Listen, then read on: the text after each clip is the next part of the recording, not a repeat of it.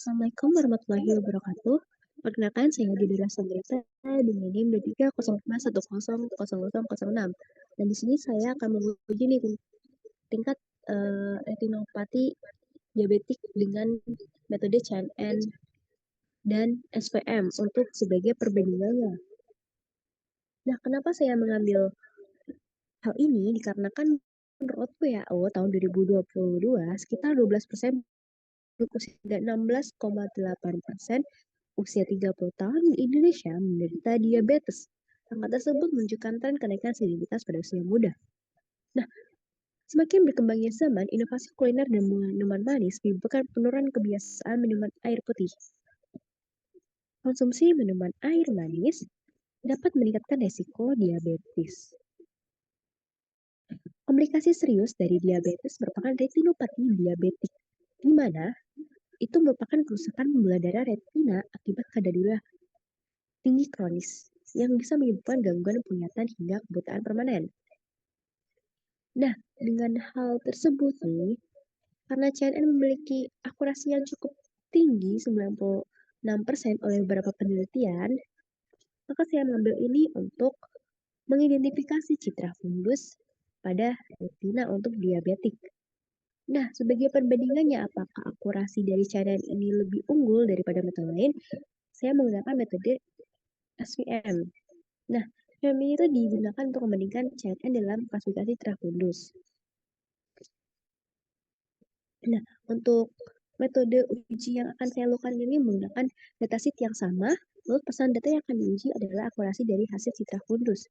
Lalu kita hitung nih standar defisiasinya berapa, lalu hitung T uji dan derajat bebas.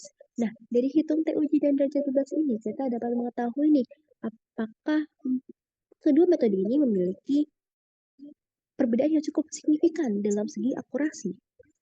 Nah, dari data yang akan diuji, hasil data yang akan diuji memiliki dataset citra fundus yang sama dengan 5 kategori ini. Data yang diambil berasal dari dua metode, yaitu CNN dan SVM. Data yang akan diuji merupakan hasil akurasi dari kedua metode tersebut. Proses pengambilan data dilakukan tanpa membedakan parameter atau proses dalam menganalisis citra fundus dari dataset. Nah, hasil akurasi CNN ini sama SVM ini yang akan kita gunakan. Nah, dari hasil tersebut kita analisis nih, berapa rata-rata akurasi dari CNN dan SVM. Nah, ternyata akurasi tertinggi dipegang oleh CNN sebesar 94,48%.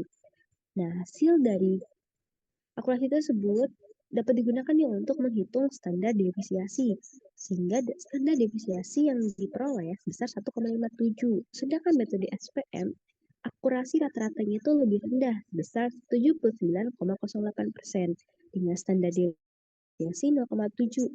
Nilai rata-rata tersebut memperlihatkan bahwa CNN mampu memberikan performa klasifikasi yang lebih tinggi dibandingkan SVM pada seluruh klasi trafundus. Selain itu, citra standar defisiensi CNN yang lebih kecil menandakan bahwa hasil akurasi antar kelas lebih konsisten.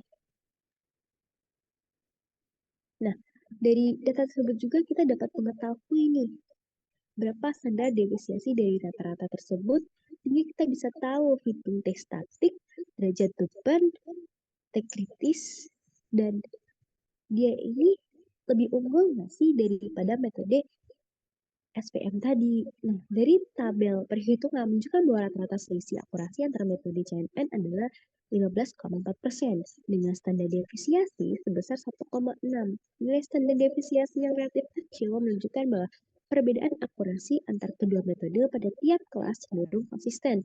Tidak terdapat variasi besar antar pasangan data. Hasil uji T berpasangan menghasilkan nilai T hitung sebesar 3,34 dengan derajat bebas 4. Nah, derajat bebas ini kan diperoleh dari R-1, di mana N yang kita ambil itu adalah 5. Nah, sementara itu nilai T kritis pada taraf signifikan adalah 2,776. Dan diperoleh nih p-value sebesar 0,028. Karena T hitungnya itu lebih besar daripada T kritis, dan P-nya itu lebih kecil dari 0,05, maka dapat disimpulkan bahwa terdapat perbedaan yang signifikan secara statistik antara kedua metode yang diuji. Dengan demikian, metode CNN memiliki tingkat akurasi klasifikasi yang secara nyata itu lebih tinggi dibandingkan metode SPM.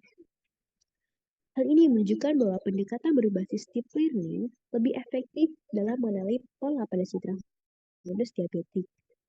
Nah, dari semua perhitungan tersebut, ini dapat kita peroleh bahwa uji tersebut menunjukkan bahwa metode channel memiliki akurasi klasifikasi yang lebih tinggi dan lebih konsisten dibandingkan metode SPM dan LCM. Mungkin dari saya cukup. Apabila terdapat salah kata, saya minta maaf sebesar-besarnya. Terima kasih. Wassalamualaikum warahmatullahi wabarakatuh.